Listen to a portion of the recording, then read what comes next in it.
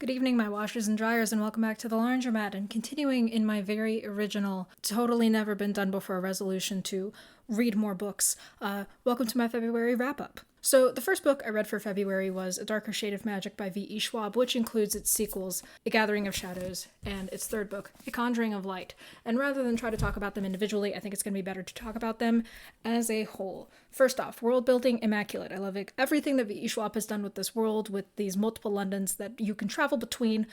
Kel is a great main character, love him to death. Holland, my boy, love him to death. Holland is great because he's like 37 and really tired and really sad. Epic combination. 10 out of 10. Recommended every time. But Lila Bard is the most annoying character I have ever encountered.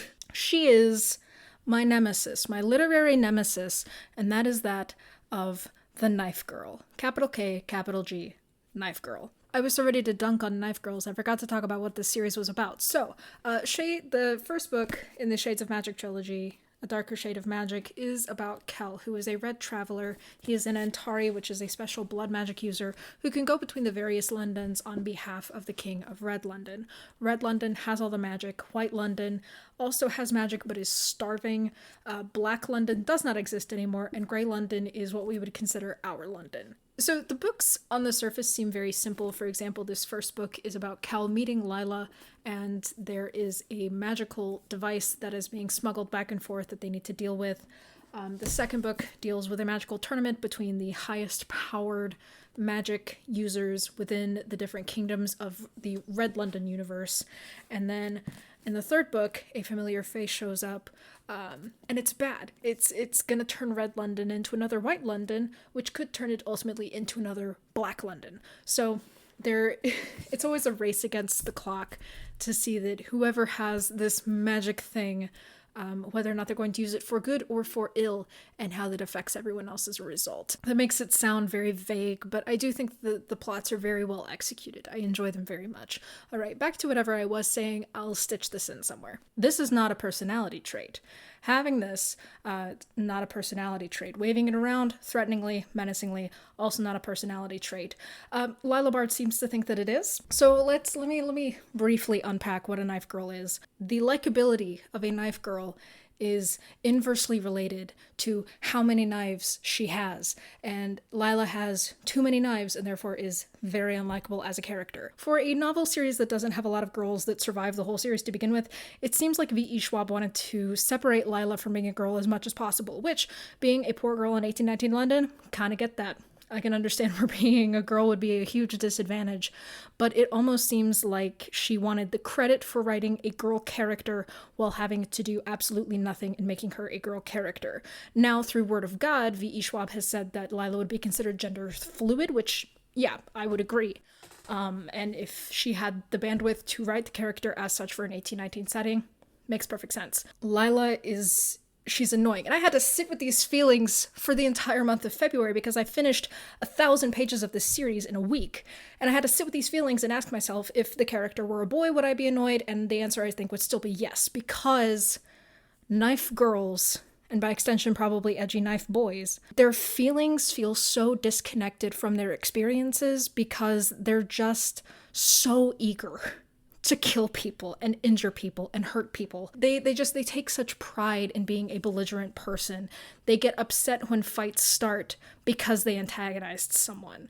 Like, Lila regularly robs people and then is indignant when they want to kill her because she robbed them. Every single time she is, told something important. For example, she steals from Kel. That's how they meet. Kel is trying to impress upon her the importance of the object that she has stolen, and she just toys with him the whole time, and it grated on my nerves, which may have been the goal. I don't know.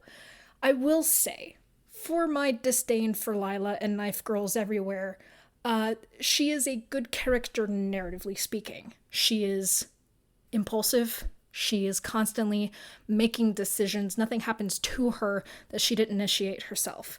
And so I appreciate, from that standpoint, that she actually contributes to the story, even if she grates on my nerves and I cannot stand her. V.E. Schwab is one of the few authors who, at every turn, I told the book, please don't have this happen. what I would adamantly hope didn't happen would every single time happen, and I would still be okay with it. The writing is very good. The magic system is very good.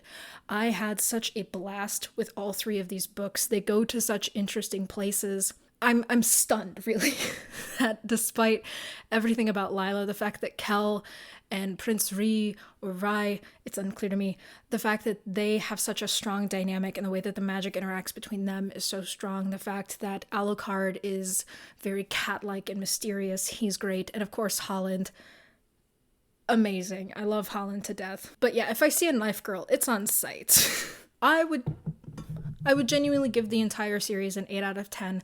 I recommend it if you are looking for like a really cool fantasy series that's got like elements of historical fiction, that's got like the politics and intrigue. And if you like sick magic coats, highly recommend them. I loved these. I could see them being in like my tops of the year. I don't know, we'll see. After reading the Shades of Magic trilogy, I read Soren Kierkegaard's Works of Love as translated by Howard and Edna Hong. It was okay. I like reading philosophy because I really like seeing what people talk about when they talk about a certain subject, and I'm really interested in the arguments. I am not reading for a class, so I'm not reading to like fully understand the arguments so I can like deconstruct them or argue against them. I'm really just looking to listen and learn. And there are some aspects in this book that I think are really beautifully stated. He has a good essay called Our Duty to Love Those We See. That was really good. And I think if you're not looking to read a whole book, that would be the essay I would recommend. The book is old. The philosophy is coming from like the 19th century and it's translated. And I think that on its own, it kind of creates this interesting barrier of a sorts because certain words have different meanings depending on the time frame, and certain cultures will create different expectations, and I think that's kind of present here. Again, some aspects I do agree with, some aspects I didn't agree with, but it was just kind of a neat survey of Soren's opinions on love, on what our duty to love is, are the different kinds of love that we experience, and the value and merits of those various kinds of loves. If you're into philosophy, you've probably read this already. But the neat thing is I did finish this on Valentine's Day, which ended up being just kind of like a nice little coincidence, and I'm here for it. Let's see if I can find like a cool little quote. I'm bored. I'll put some of my favorite quotes here when I have time to actually review them, because I highlighted and folded down pages, but that still was not enough. So I will put one of my favorite quotes right here, and that gives you kind of an idea of what the writing style is like, and etc., etc., etc. After Works of Love, I read the Lehman Trilogy by Stefano Massini, translated by Richard Dixon. This was super cool. This is a novel written in verse, so as you can see, the pages have stanzas as opposed to paragraphs, and that was really cool, and the translation is really well done. I don't speak Italian, so there was no way for me to like gauge how well technically the translation was, but Richard Dixon does a good job of preserving this kind of lyrical quality that it has. So the Lehman Trilogy is about the brothers Lehman who founded the Lehman Bank, which would eventually become the Lehman Corporation, which eventually went under, I believe in the 2008 crash, 2009 crash, somewhere in there. I don't know all the details about it. I'm gonna learn more about it though. This was really well done. It follows the oldest Lehman brothers, and it follows their sons and then their sons as well, and how the corporation grew from nothing. That is the thing I really appreciate that Massini does, is he doesn't shy away from the exploitation involved in making a global corporation a global corporation. They exploited labor, they exploited pretty much every advantage they could to make this a massive company. The book also does a good job of showing the toll that can take on the people around them with the expectations of trying to live up to this now famous Lehman name. One example is Sigmund, who is a third-generation Lehman, who wasn't really cut out for the ruthless, cutthroat world of banking and finance, and so his cousins, I believe, basically gave him 120 things to say every single morning in the mirror to himself that were supposed to turn him into this ruthless financier. And basically what it did is it created two halves of himself where he would cry himself to sleep every night because he wasn't sure who he was. He wasn't sure if he was weak or if he was vicious, and it was taking a toll on him. It wasn't so much a Sigma grind set as it was a Sigmund grind set, and it was really weighing heavily on him. The book follows through to the collapse of the company, and it's really worth a read. It seems daunting. It's nearly 700 pages, but keep in mind it's 700 pages of like verse.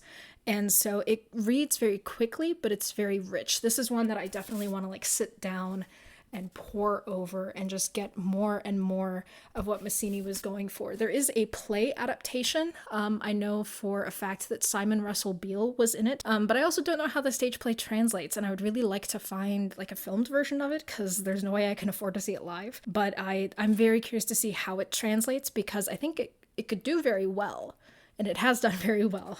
But just based on my reading of it, it seems like it would be a good fit for a stage adaptation. And so I would love to see what they do with it. And it's a really good book. I thoroughly enjoyed it. Probably another 8 out of 10. The last book I read in February was The Vixen by Francine Prose. This is about the Rosenbergs, kind of.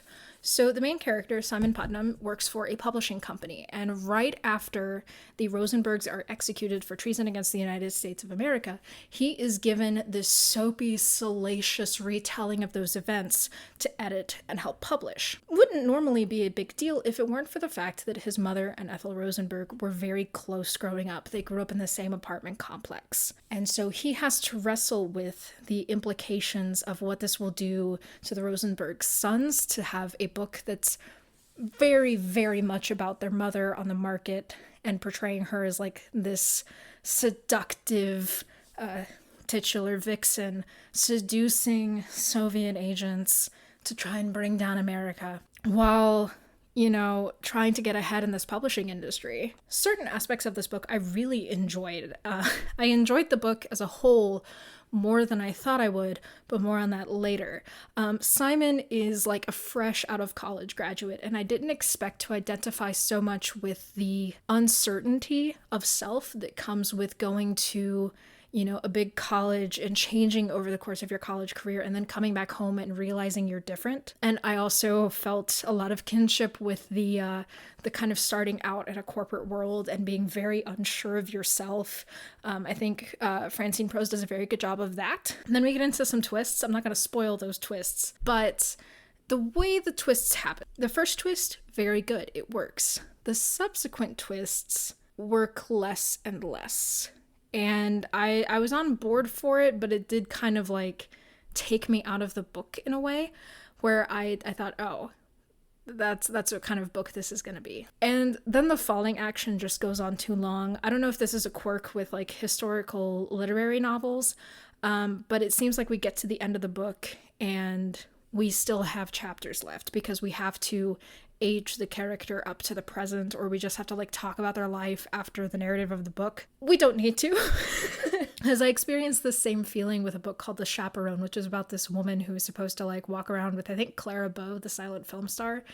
And after the book ends, in my mind, the book keeps going for a few more chapters. We see the character in a more modern context, and I don't think we need that. Like, to me, the book ends after the book is published, after that kind of debacle goes through. I say after the book is published.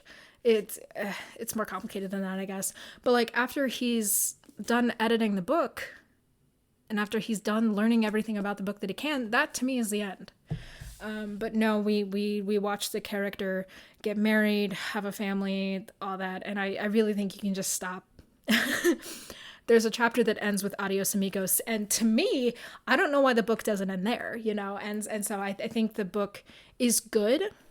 And if you're into like a 1950s, very New York centered story, you could get a lot of enjoyment out of this. But for me, the falling action kind of soured the whole experience. And that's what I read for February, which means now we can talk about my TBR for March, which I am affectionately dubbing Manga March Madness. That's right, ladies and gentlemen, we are spending the next 4 weeks reading some of the best exports from Japan. We'll be reading Ancient Maga's Bride by Kori Yamazaki. We'll be reading Noragami by Adachi Toka.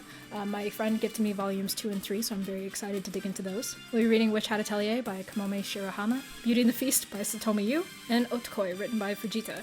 My husband and I just finished watching what exists of the anime, and it was so cute. I'm so excited to see what the manga itself does. We'll also be reading the first installment of Overlord by Kagane Maruyama, illustrated by Sobin. I'm very excited for this one. I don't know about you, but I listen to anime themes constantly, and the theme for Overlord 3 is very good. I love that opening. But because manga is very short and tends to read very quickly, even with the number of volumes that I have on my person now, I'm also going to be reading Memory Police by Yoko Ogawa and Breasts and Eggs by Miyako Kawakami. I would show the full cover, and it's not that the cover has anything bad on it. It just has something implied on the cover that would get my unmonetized channel further demonetized. So I'm going to keep this hidden. You can look up the full American cover if you want, but that's just kind of where that is. That is my February book wrap-up and my March TBR. What are you reading? Are you reading? Let me know. Have you read any of the things that I've read? Have you read any of the things I'm going to read? Let me know. And also, how do you feel about Knife Girls? There is a right answer. And yeah, that'll pretty much wrap things up. Thank you so much for watching. I hope you're having a lovely, lovely evening. And I will see you all next time.